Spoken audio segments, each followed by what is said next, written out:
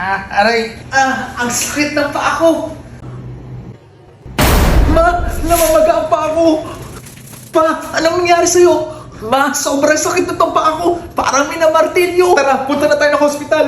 Nurse, namimilipit si Mr. sa sakit ng paa. Tara po, ihiga natin siya. Naku, magang-maga ang hinlalaki ng paa niyo, sir. Kailan pa po nagsimula sumakit yan? Nurse, kanina lang to sumakit pagkagising ko. Wala po ba kayong history ng nadulas o trauma sa paa? Wala, nurse. Okay po, sir. Inform ko po si Doc, ha. Doc, may pasyente tayo, 50-year-old male, complaining of sudden pain po sa right big toe.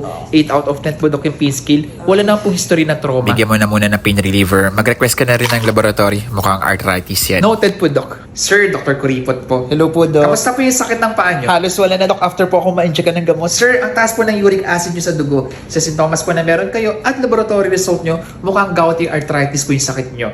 Ano po ba yung kadalasan yung kinakain? Doc, malakas ako sa alak at pulutan, lalo na yung mga lamang loob at mga karne. Maaaring yun po ang dahilan ng pagtaas ng uric acid niyo. Di ba, re-resetahan ko po kayo ng pain reliever at bibigyan ko kayo ng gamot pampababa ng uric acid sa dugo. Paano po ba, Doc, makakaiwas sa ganitong sakit? Good question po. Ito ang mga kailangan natin gawin.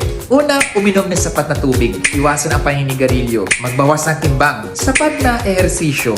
Iwasan o limitahan ang mga pagkain tulad ng lamang loob. Matatamis na inumin tulad ng soda. Sobrang alak. Red meat, halimbawa dito ay ang karne ng baboy o karne ng baka. Ilang mga seafoods tulad ng hipon, dilis at sardinas. Ano naman po, Dok, yung mga dapat kainin? Ugaliin natin kumain ng prutas at gulay, non-fat or low-fat dairy products tulad ng yogurt at skim milk.